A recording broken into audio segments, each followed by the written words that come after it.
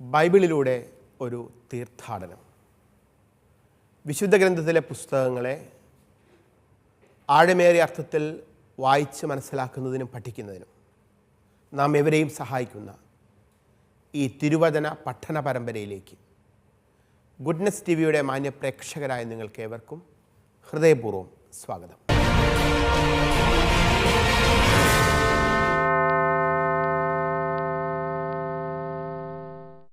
എസ്തേറിൻ്റെ പുസ്തകം ആണ് ഈ ദിവസങ്ങളിൽ നമ്മൾ പഠനവിധേയമാക്കിക്കൊണ്ടിരിക്കുന്നത്. എസ്തേറിൻ്റെ പുസ്തകം വളരെ സംഭവബഹുലമായ ഒരു കഥയാണ് അനാവരണം ചെയ്യുന്നത്.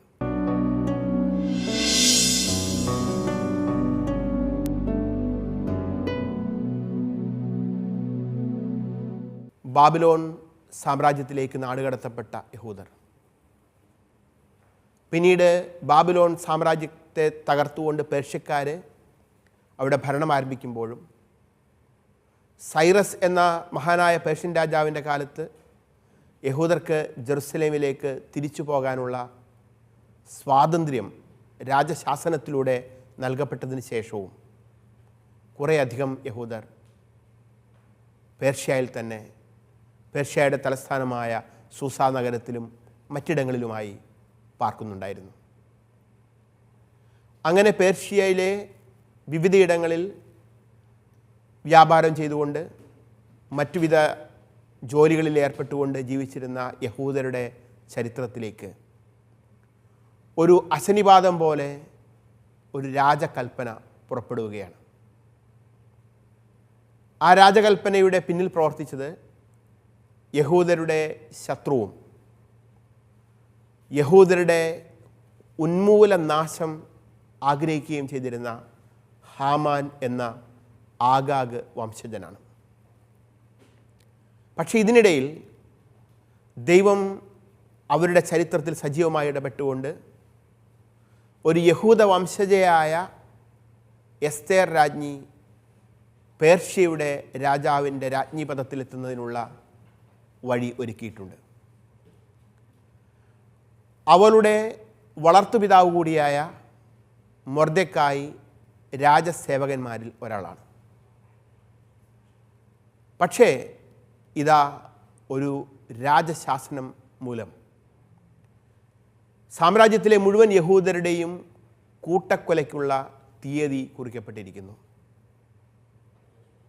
ഈ രാജശാസനം നടപ്പാവുകയാണെങ്കിൽ പേർഷ്യൻ സാമ്രാജ്യത്തിലെങ്ങുമുള്ള മുഴുവൻ യഹൂദരും ആബാലവൃദ്ധം ജനങ്ങളും നിഷ്കരുണം കൊല്ലപ്പെടും. ഈ വിവരം മൊർദെഖായി രാജ്ഞി കൂടിയായ എസ്തേറിനെ അറിയിക്കുന്നു. എസ്തേറിനെ സംബന്ധിച്ചിടത്തോളം വലിയൊരു പ്രശ്നത്തിലാണ്. കാരണം ഒരു മാസക്കാലമായി രാജാവ് രാജ്ഞിയെ സന്ദർശിച്ചിട്ട് രാജാവ് തൻ്റെ രാജകീയ അങ്കണത്തിൽ ഹാമാനുമൊത്ത് പലപ്പോഴും മദ്യപിച്ച് സമയം ചെലവഴിക്കുകയാണ്. ആരെങ്കിലും ഒരാൾ, സ്ത്രീയോ പുരുഷനോ ആയിക്കൊള്ളട്ടെ, രാജാവിൻ്റെ അനുവാദമില്ലാതെ രാജാങ്കണത്തിൽ പ്രവേശിച്ചാൽ ആ സമയം രാജാവ് തൻ്റെ സ്വർണ്ണച്ചെങ്കോൽ കൊണ്ട് ആ വ്യക്തിയെ തൊടുന്നില്ലെങ്കിൽ അവിടെ വെച്ച് അയാൾ കൊല്ലപ്പെടും. എസ്തേർ രാജ്ഞിയുടെ മനസ്സ് നിറയെ ഭയമാണ്. ഒരുപക്ഷെ രാജാവിൻ്റെ അനുമതിയില്ലാതെ താൻ രാജാങ്കണത്തിലേക്ക് പ്രവേശിക്കുന്ന ആ നിമിഷം കൊല്ലപ്പെട്ടേക്കാം. പക്ഷെ മൊർദെഖായി എസ്തേറിനോട് പറഞ്ഞു, നിന്നെ ദൈവമായ കർത്താവാണ് ഇപ്പോൾ പേർഷ്യയുടെ രാജ്ഞി പദത്തിലെത്തിച്ചിരിക്കുന്നത്. ഈ സമയം നിൻ്റെ ജനത്തിനു വേണ്ടി രാജാവിൻ്റെ അടുത്ത് ചെന്ന് സംസാരിക്കേണ്ടത്, അപേക്ഷിക്കേണ്ടത് നിൻ്റെ കടമയാണ്. അങ്ങനെ ഒരു ആത്മീയ ഒരുക്കത്തിലേക്ക്, പ്രാർത്ഥനയുടെ നീണ്ടുനിന്ന ആത്മീയ ഒരുക്കത്തിലേക്ക് രാജ്ഞി പ്രവേശിക്കുന്നു. അതിനുശേഷം വലിയ ഒരുക്കത്തോടെ, എന്നാൽ ഹൃദയം നിറയെ ഭയത്തോടെ രാജ്ഞി രാജാവിൻ്റെ അങ്കണത്തിലേക്ക്, രാജകൊട്ടാരത്തിൻ്റെ അകത്തളങ്ങളിലേക്ക് പ്രവേശിക്കുകയാണ്. ഇപ്രകാരം എസ്തേർ രാജ്ഞി രാജാവിൻ്റെ സന്നിധിയിൽ പ്രവേശിക്കുന്നതും ഉടൻ തന്നെ രാജാവ് അവളിൽ സംപ്രീതനാകുന്നതും സ്വർണ്ണച്ചെങ്കോൽ കൊണ്ട് അവളെ തൊടുന്നതും അതുവഴി അവളുടെ ജീവൻ നഷ്ടപ്പെടുമെന്ന ഭയം നീങ്ങിപ്പോകുന്നതുമാണ് 5-ാം അധ്യായത്തിൻ്റെ ആദ്യ ഭാഗത്ത്, അതായത് കഴിഞ്ഞ ക്ലാസ്സിൻ്റെ അവസാന ഭാഗത്ത് നമ്മൾ കണ്ടത്. ഇനി ഈ 5-ാം അധ്യായത്തിൻ്റെ 2-ാം ഭാഗം വരുന്നുണ്ട്. പക്ഷെ 5-ാം അധ്യായത്തിൻ്റെ ആദ്യ ഭാഗത്തിന് ശേഷം, എന്നാൽ 5-ാം അധ്യായത്തിൻ്റെ 2-ാം ഭാഗത്തിന് മുൻപായി നമുക്ക് ഒരു വിവരണമുണ്ട്. അത് നമ്മുടെ വിശുദ്ധ ഗ്രന്ഥത്തിൽ 15-ാം അധ്യായമായിട്ടാണ് ചേർത്തിരിക്കുന്നത്. ഇതെന്തുകൊണ്ടാണെന്ന് ചോദിച്ചാൽ, ഈ പുസ്തകം എഴുതപ്പെട്ട മൂലഭാഷയായ ഹീബ്രു ഭാഷയിൽ 5-ാം അധ്യായം മാത്രമേ ഉള്ളൂ, 15-ാം അധ്യായം ഇല്ല. പിന്നീട് 15-ാം അധ്യായം എവിടെ നിന്ന് വരുന്നു? ഇത് ഗ്രീക്ക് ഭാഷയിൽ വിരചിതമായ ഒന്നാണ്. നമുക്ക് ഇന്ന് 15-ാം അധ്യായത്തിൽ എസ്തേർ രാജ്ഞി രാജാവിൻ്റെ സന്നിധിയിൽ പ്രവേശിച്ചപ്പോൾ നടന്ന സംഭവ വികാസങ്ങൾ എന്തൊക്കെയാണ്, അതിനെ സംബന്ധിച്ചുള്ള വിവരണം ഉൾപ്പെടുന്ന അധ്യായം വായിക്കാം. ഞാൻ സൂചിപ്പിച്ചതുപോലെ എസ്തേർ രാജ്ഞി ഭയചകിതയായി എന്നാൽ ചില തയ്യാറെടുപ്പുകളോടെ രാജസന്നിധിയിൽ പ്രവേശിച്ചിരുന്നതിനെക്കുറിച്ച് 5-ാം അധ്യായത്തിൻ്റെ ആദ്യ ഭാഗത്ത് കേവലം 2 വാക്യങ്ങൾ മാത്രമാണ് ഉള്ളത്. എന്നാൽ എസ്തേർ രാജ്ഞി രാജമന്ദിരത്തിലേക്ക് പ്രവേശിച്ചതും തുടർന്ന് അവിടെ നടന്ന കാര്യങ്ങളും എന്തൊക്കെയാണ് എന്ന് വിശദമാക്കുന്നത് ഗ്രീക്ക് ഭാഷയിൽ എഴുതപ്പെട്ട 15-ാം അധ്യായത്തിലാണ്. തികച്ചും നാടകീയവും വികാരഭരിതവുമായ രംഗമാണിത്. ഗ്രീക്ക് ഭാഷയിൽ വിരചിതമായ ഈ അധ്യായം ഞാൻ സൂചിപ്പിച്ചതുപോലെ ഹീബ്രു ഭാഷയിലെ മൂലഗ്രന്ഥത്തിൻ്റെ ഭാഗമായിട്ട് ഇല്ല. പക്ഷേ നമ്മുടെ വിശുദ്ധ ഗ്രന്ഥത്തിൽ ഗ്രീക്ക് ഭാഷയിലുള്ള ഭാഗം കൂടി ചേർത്തിട്ടുള്ളതുകൊണ്ട് 5-ാം അധ്യായത്തിൻ്റെ ആദ്യ ഭാഗത്തിന് ശേഷം ഇതാ 15-ാം അധ്യായമായി ഈ വിവരണം ഉൾപ്പെടുത്തിയിരിക്കുന്നു. എന്താണ് ഈ 15-ാം അധ്യായത്തിൻ്റെ ഉള്ളടക്കം എന്ന് ഒന്ന് നോക്കാം. അതിനുശേഷം അതിലെ ഓരോ കാര്യങ്ങളും വിശദീകരിക്കാം. ഇതിൻ്റെ ഘടന ഇപ്രകാരമാണ്. 15-ാം അധ്യായത്തിൻ്റെ 1 മുതൽ 5 വരെയുള്ള തിരുവചനങ്ങളിൽ എസ്തേർ രാജ്ഞി അഹസ്വേരോസ് രാജാവിൻ്റെ രാജസന്നിധിയിൽ പ്രവേശിക്കാൻ നടത്തുന്ന ചില മുന്നൊരുക്കങ്ങളെക്കുറിച്ച് കൂടുതൽ വിശദമായി നമ്മളോട് പറയുകയാണ്. 15-ാം അധ്യായത്തിൻ്റെ 6-7 തിരുവചനങ്ങളിൽ എസ്തേർ രാജ്ഞി രാജമന്ദിരത്തിൽ രാജാവിനെ കണ്ടുമുട്ടുന്ന നാടകീയമായ രംഗം വിവരിക്കുന്നു. 15-ാം അധ്യായത്തിൻ്റെ 8 മുതൽ 12 വരെയുള്ള തിരുവചനങ്ങളിൽ രാജാവിൻ്റെ കോപാകുലമായ മുഖം കണ്ട് മോഹാലസ്യപ്പെട്ട് വീഴുന്ന എസ്തേർ രാജ്ഞിയെ രാജാവ് ആശ്വസിപ്പിക്കുന്നതിനെക്കുറിച്ച് പറയുന്നു. ഈ വിവരണത്തിൻ്റെ ഈ അധ്യായത്തിൻ്റെ ഏറ്റവും ഒടുവിലത്തെ ഭാഗത്ത്, അതായത് 15-ാം അധ്യായത്തിൻ്റെ 13 മുതൽ 15 വരെയുള്ള തിരുവചനങ്ങളിൽ എസ്തേർ രാജ്ഞി രാജാവിനെ പ്രശംസിച്ച് സംസാരിക്കുന്നതും കൂടി പറഞ്ഞുകൊണ്ടാണ് ഈ അധ്യായം അവസാനിക്കുന്നത്. ഇതിലെ ആദ്യ ഭാഗം നമുക്കൊന്ന് വായിക്കാം. 15-ാം അധ്യായത്തിൻ്റെ 1 മുതൽ 5 വരെയുള്ള തിരുവചനങ്ങളിൽ രാജസന്നിധിയിൽ പ്രവേശിക്കാൻ എസ്തേർ രാജ്ഞി നടത്തുന്ന ചില മുന്നൊരുക്കങ്ങളെക്കുറിച്ചാണ് പറയുന്നത്. നമുക്ക് ഒരുമിച്ച് ഈ വചനഭാവം വായിക്കാം. സാധിക്കുമെങ്കിൽ എല്ലാവരും ഈ സമയമൊന്ന് വിശുദ്ധ ഗ്രന്ഥം കയ്യിലെടുക്കണം. എസ്തേറിൻ്റെ പുസ്തകം 15-ാം അധ്യായം 1 മുതൽ 5 വരെയുള്ള തിരുവചനങ്ങളാണ് നമ്മളിപ്പോൾ വായിക്കുന്നത്. 3-ാം ദിവസം പ്രാർത്ഥന തീർന്നപ്പോൾ അവൾ പ്രാർത്ഥനാവേളയിലെ വസ്ത്രം മാറ്റി മോടിയുള്ള വസ്ത്രം ധരിച്ചു.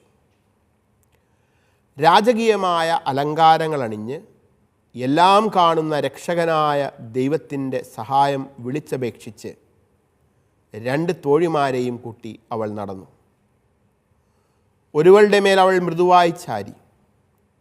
അപര പിന്നിൽ നീണ്ടുകിടക്കുന്ന വസ്ത്രത്തിൻ്റെ അഗ്രം ഉയർത്തിപ്പിടിച്ചിരുന്നു. അവികല സൗന്ദര്യം കൊണ്ട് അവൾ പ്രശോഭിച്ചു. സ്നേഹവും സന്തുഷ്ടിയും മുഖത്ത് പ്രകടിപ്പിച്ചിരുന്നെങ്കിലും അവളുടെ ഹൃദയം ഭീതി കൊണ്ട് മരവിച്ചിരുന്നു. ഈ വചനഭാഗം തുടങ്ങുന്നത് തന്നെ ഒരു മൂന്നാം ദിനത്തെക്കുറിച്ച് പറഞ്ഞുകൊണ്ടാണ്. മൂന്നാം ദിവസം പ്രാർത്ഥന തീർന്നപ്പോൾ 2 ദിവസത്തെ ഉപവാസ പ്രാർത്ഥനയ്ക്ക് ശേഷം ഇതാ ഒരു മൂന്നാം ദിനം സമാഗതമായിരിക്കുന്നു. ഈ മൂന്നാം ദിനത്തിലാണ് എസ്തേർ രാജ്ഞി രാജമന്ദിരത്തിലേക്ക് യാത്രയാകുന്നത്. മൂന്നാം ദിനം വിശുദ്ധ ഗ്രന്ഥത്തിൻ്റെ പാരമ്പര്യത്തിൽ മൂന്നാം നാൾ അഥവാ മൂന്നാം ദിനം ദൈവിക ഇടപെടലുകളുടെ സമയത്തെ കുറിക്കുന്ന ഒന്നാണ്. ഉദാഹരണമായി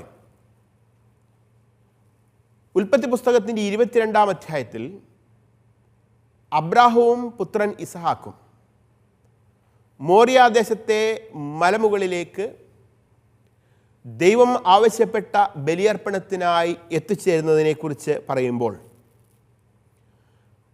ഒരു മൂന്നാം ദിനത്തിൽ ദൈവം അവരുടെ ജീവിതത്തിൽ സജീവമായി ഇടപെട്ട അത്ഭുതകരമായ സംഭവം വിവരിക്കുന്നുണ്ട്. 3 ദിവസത്തെ യാത്രയെക്കുറിച്ച്, മോറിയാദേശത്ത് നിന്ന് തിരികെയുള്ള മൂന്നാം ദിനത്തെക്കുറിച്ച് സൂചിപ്പിക്കുന്നുണ്ട്.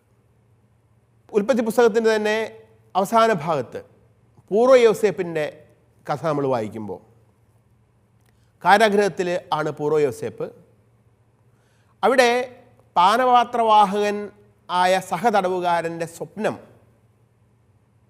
ജോസഫ് വ്യാഖ്യാനിക്കുന്ന സമയത്ത് മൂന്നാം ദിനം പാനപാത്രവാഹകൻ തിരികെ രാജസന്നിധിയിൽ ജോലിയിൽ പ്രവേശിക്കുന്നതിനെക്കുറിച്ച് പ്രവചിക്കുന്നുണ്ട്. പുറപ്പാട് പുസ്തകത്തിൽ മോശയുടെ നേതൃത്വത്തിൽ ഇസ്രായേൽ ജനം സീനായ് മലയടിവാരത്ത് എത്തിയതിൻ്റെ മൂന്നാം നാൾ, മൂന്നാം ദിനമാണ് ദൈവമായ കർത്താവിൻ്റെ മഹത്വം അവർക്ക് പ്രത്യക്ഷമായത്. പ്രവാചകന്മാരുടെ ജീവിതത്തിലേക്ക് വന്നാൽ പ്രവാചകനായ യോന, അദ്ദേഹത്തിൻ്റെ ജീവിതത്തിലും മൂന്നാം ദിനം വളരെ പ്രധാനപ്പെട്ടതാണ്. വലിയ മത്സ്യത്തിൻ്റെ ഉദരത്തിൽ നിന്ന് പ്രാർത്ഥനയിലായിരുന്ന യോന അത്ഭുതകരമായി രക്ഷപ്പെടുന്നത് ഒരു മൂന്നാം ദിനമാണ്. പഴയ നിയമത്തിലുടനീളം ഇത്തരത്തിലുള്ള ഒരു മൂന്നാം ദിനത്തെക്കുറിച്ച്, ദൈവം ഒരു വ്യക്തിയുടെ, ഒരു സമൂഹത്തിൻ്റെ ജീവിതത്തിലേക്ക് ഇടപെടുന്ന മൂന്നാം ദിനത്തെക്കുറിച്ച്, ദൈവികമായ കരുണയുടെ അത്ഭുതകരമായ അനുഭവങ്ങളുടെ മൂന്നാം ദിനത്തെക്കുറിച്ച് സൂചിപ്പിക്കുന്നുണ്ട്. പുതിയ നിയമത്തിലും അതുപോലെ തന്നെയാണ്. അനേകം ഉദാഹരണങ്ങളും കാണാൻ സാധിക്കും.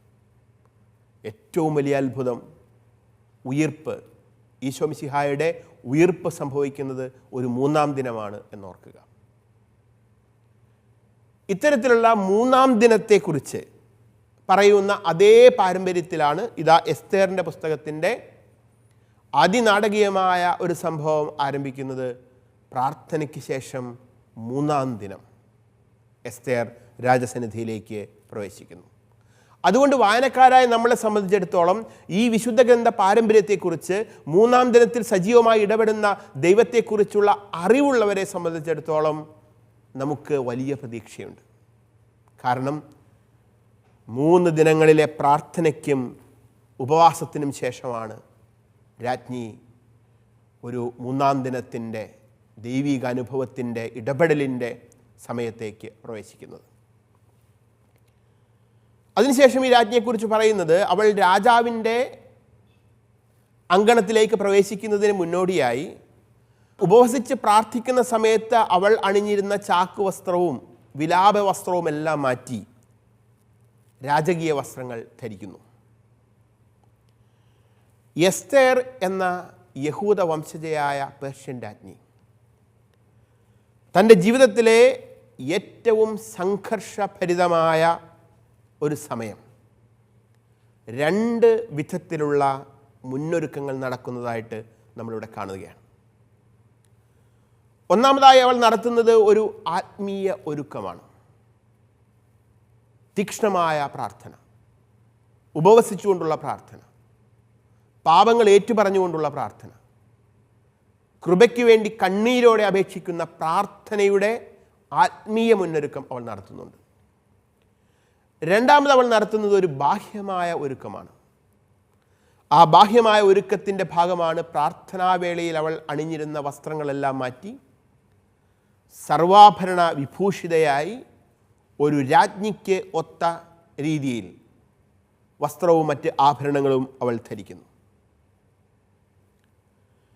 ഇവിടെ ദൈവദത്തമായ സൗന്ദര്യം രാജമന്ദിരത്തിൽ തനിക്ക് അനുകൂലമായ, തൻ്റെ ജനത്തിൻ്റെ രക്ഷയ്ക്ക് അനുകൂലമായ ഒരു തീരുമാനത്തിലേക്ക് എത്തിക്കാൻ വേണ്ടി എസ്തേർ രാജ്ഞി ഉപയോഗിക്കുകയാണ്. അതുകൊണ്ടാണ് അവൾ വശ്യമായി ഒരുങ്ങി ആകർഷകമായ ചുവടുവെപ്പുകളോടെ രാജമന്ദിരത്തിൽ പ്രവേശിക്കുന്നത്. പക്ഷേ ബാഹ്യമായ ഈ ഒരുക്കങ്ങളൊക്കെ ഉണ്ടെങ്കിലും അവളുടെ മനസ്സ് നീറുകയാണ്.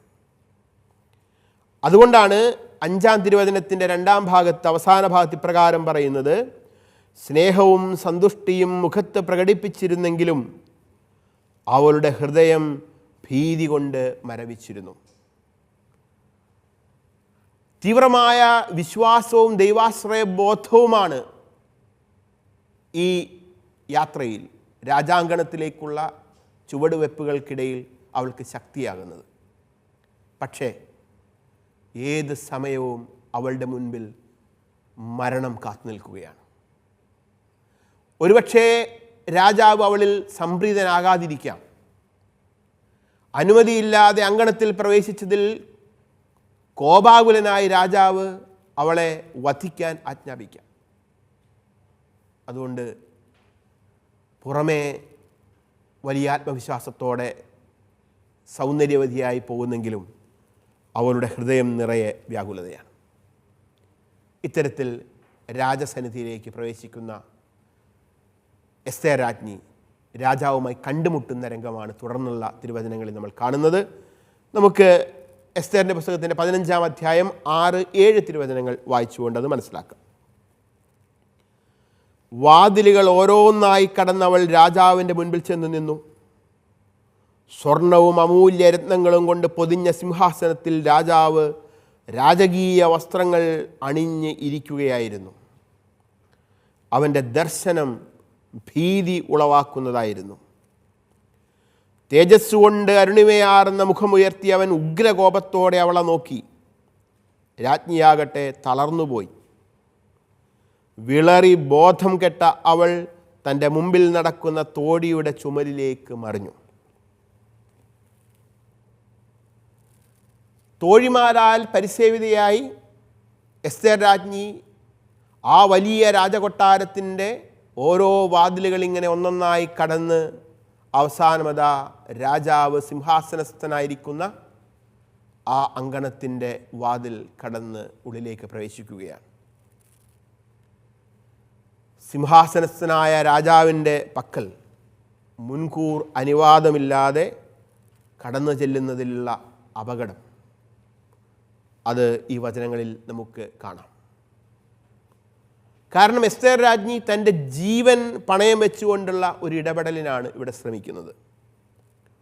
ഉഗ്രകോപത്താൽ നോക്കുന്ന രാജാവിൻ്റെ മുൻപിൽ തൻ്റെ ജീവൻ നഷ്ടമാകുമോ എന്ന ഭയം കൊണ്ടും താൻ ഏറ്റെടുത്തിരിക്കുന്ന നിയോഗത്തിൻ്റെ ആ നിയോഗം തന്നോട് ആവശ്യപ്പെടുന്ന വലിയ സമർപ്പണത്തിൻ്റെയും ത്യാഗത്തിൻ്റെയും വ്യാപ്തി മനസ്സിലാക്കുന്നത് കൊണ്ടുമാകാം എസ്തേർ രാജ്ഞി ബോധരഹിതയാവുകയാണ്. രാജാവിൻ്റെ നേരെ മുഖത്തേക്ക് നോക്കാൻ പോലും സാധിക്കാത്ത വിധം ഭയം കൊണ്ട് അവൾ ബോധരഹിതയായി മാറുകയും കൂടെ ഉണ്ടായിരുന്ന ഒരു തോടിയുടെ ചുമലിലേക്ക് ചാഞ്ഞു വീഴുകയും ചെയ്യുന്നു. ഇത്തരത്തിൽ മോഹാലസ്യപ്പെട്ട എസ്തേർ രാജ്ഞിയെ രാജാവ് ആശ്വസിപ്പിക്കുന്നതാണ് തുടർന്ന് വരുന്നുള്ള ഭാഗങ്ങളിൽ നമ്മൾ കാണുന്നത്. നമുക്ക് ആ വചന ഭാഗം ഒന്ന് വായിക്കാം. 15-ാം അധ്യായത്തിൻ്റെ 8 മുതൽ 12 വരെയുള്ള വാക്യങ്ങൾ. അപ്പോൾ രാജാവിൻ്റെ ഭാവം ദൈവം ശാന്തമാക്കി. അവൻ പരിഭ്രമത്തോടെ സിംഹാസനത്തിൽ നിന്ന് ചാടിയെഴുന്നേറ്റു അവൾക്ക് ബോധം തെളിയും വരെ തൻ്റെ കരങ്ങളിൽ താങ്ങി. സാന്ത്വന വചസ്സുകളാൽ അവളെ ആശ്വസിപ്പിച്ചുകൊണ്ട് അവൻ ചോദിച്ചു, എസ്തേർ, എന്താണിത്? ഞാൻ നിൻ്റെ സഹോദരനാണ്, ധൈര്യമായിരിക്കൂ, നീ മരിക്കുകയില്ല. കാരണം നമ്മുടെ നിയമം പ്രജകൾക്ക് മാത്രമേ ബാധകമാവൂ. അടുത്തു വരിക. അവൻ സ്വർണ്ണച്ചെങ്കോൽ ഉയർത്തി അവളുടെ കഴുത്തിൽ തൊട്ടു. അവൻ അവളെ ആലിംഗനം ചെയ്തുകൊണ്ട് പറഞ്ഞു, എന്നോട് പറയൂ. ഇവിടെ ദൈവം അപ്പോൾ രാജാവിൻ്റെ ഭാവം ശാന്തമാക്കി എന്ന് വിശുദ്ധ ഗ്രന്ഥകാരൻ പറയുകയാണ്. ദൈവം രാജാവിൻ്റെ ഭാവം ശാന്തമാക്കുന്നു. ദൈവം രാജാവിൻ്റെ ശിലാഹൃദയം എടുത്തു മാറ്റി മാംസലഹൃദയം നൽകുന്ന ദൈവത്തിൻ്റെ ഇടപെടൽ. കോപത്തെ ഹൃദയത്തിൽ നിന്നും അലിയിപ്പിച്ച് കളഞ്ഞ് എസ്തേറിനോട് വാത്സല്യവും സ്നേഹവും നിറച്ചത് രാജാവിൻ്റെ ഹൃദയത്തെ പരിവർത്തനപ്പെടുത്തിയ ദൈവമാണ് എന്ന് ഈ ഗ്രീക്ക് ഭാഷയിലെ ഈ വിവരണത്തിൽ വ്യക്തമായി പറയുകയാണ്. എസ്തേർ ബലഹീനയായപ്പോൾ ദൈവം സഹായത്തിനെത്തുന്നു. ഈ നിമിഷം മുതൽ ഇനി പ്രവർത്തിക്കുന്നത് എസ്തേർ അല്ല, അവളുടെ കഴിവുകേടുകളോ അല്ല. ഇനി ദൈവം പ്രവർത്തന നിരതനാകാൻ പോവുകയാണ്. കാരണം ദൈവിക ഇടപെടലിൻ്റെ 3-ാം ദിനത്തിലാണ് അവൾ രാജസന്നിധിയിലെത്തിയിരിക്കുന്നത്. എസ്തേർ ഇനി കേവലം ഒരു ഉപകരണം മാത്രമാണ്. ദൈവം ഇടപെട്ട നിമിഷത്തിൽ തന്നെ ഉഗ്രരൂപിയായ അഹസ്വേരൂസ് രാജാവിൻ്റെ ഹൃദയം അനുകമ്പാർദ്രമാവുകയാണ്. ദൈവം ഇടപെടുന്നു. മനുഷ്യൻ അശക്തനായി തീരുന്നിടത്ത് ഇനി ഒരടി കൂടി മുൻപോട്ട് പോകാൻ സാധ്യമല്ല എന്ന് കരുതി വഴിമുട്ടിയ അനുഭവങ്ങൾ ഉണ്ടാകുന്നിടത്ത് പ്രാർത്ഥനയുടെ ഒരു 3-ാം ദിനം നമുക്ക് സ്വന്തമാണെങ്കിൽ ദൈവം ഇടപെടുന്നത് കാണാൻ നമുക്ക് സാധിക്കുമെന്ന് ഈ രംഗം നമ്മളെ ഓർമ്മിപ്പിക്കുകയാണ്. രാജ്ഞി മോഹാലസ്യപ്പെട്ട് വീഴുന്നത് കണ്ട് പരിഭ്രമത്തോടെ അവൻ്റെ സിംഹാസനത്തിൽ നിന്ന് ചാടി എഴുന്നേൽക്കുന്നു. അവൾക്ക് ബോധം തെളിയും വരെ തൻ്റെ കരങ്ങളിൽ അവളെ താങ്ങുന്നു. സാന്ത്വന വചസ്സുകൾ കൊണ്ട് അവളെ ആശ്വസിപ്പിക്കുകയാണ്. അവൻ അവളോട് പറയുന്ന കാര്യം ഇതാണ്. അവൻ ചോദിച്ചു, എന്താണിത് എസ്തേർ? ഞാൻ നിൻ്റെ സഹോദരനാണ്, ധൈര്യമായിരിക്കൂ, നീ മരിക്കുകയില്ല.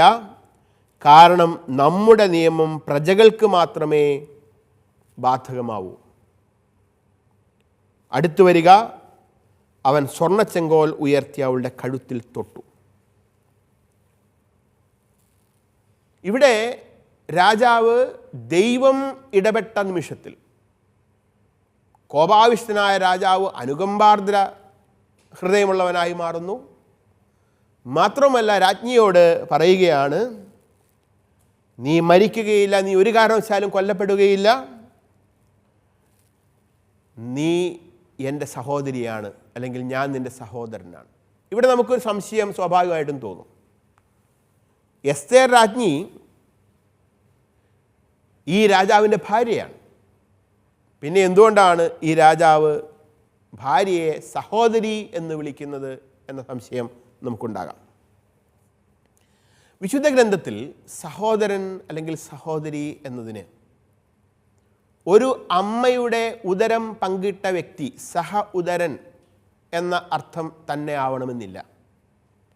മറിച്ച് അടുത്ത ബന്ധത്തിലുള്ള വ്യക്തി, അടുത്ത ബന്ധു, ഇതെല്ലാം സഹോദരൻ അല്ലെങ്കിൽ സഹോദരി എന്ന പ്രയോഗം കൊണ്ട് സൂചിപ്പിക്കാറുണ്ട്. അതുകൊണ്ടാണല്ലോ പുതിയ നിയമത്തിൽ പലപ്പോഴും പലരും ചോദിക്കാറുണ്ട്, ഈശോയുടെ സഹോദരന്മാരെക്കുറിച്ചും സഹോദരിമാരെക്കുറിച്ചുമൊക്കെ വിശുദ്ധ ഗ്രന്ഥത്തിൽ പരാമർശങ്ങളുണ്ടല്ലോ, അതുകൊണ്ട് യോസേപ്പിതാവിനും മാതാവിനും ഈശോയെ കൂടാതെ വേറെയും മക്കളുണ്ടായിരുന്നില്ലേ, ഈശോയ്ക്ക് സഹോദരങ്ങൾ ഉണ്ടായിരുന്നില്ലേ എന്നൊക്കെ ചില ആളുകൾ ചോദിക്കാറുണ്ട്. ഇക്കാര്യം അറിയാത്തത് കൊണ്ടാണ്. ഇവിടെ ഈ രാജാവ് രാജ്ഞിയെ സഹോദരി എന്ന് വിളിക്കുന്നത് രാജാവിൻ്റെ അമ്മയും രാജ്ഞിയുടെ അമ്മയും ഒരാളായതുകൊണ്ടല്ല, ഒരു കാരണവശാലും അല്ല നമുക്കറിയാം. രാജാവ് പേർഷ്യക്കാരനാണ്, രാജ്ഞി ഒരു യഹൂദ വംശജയാണ്.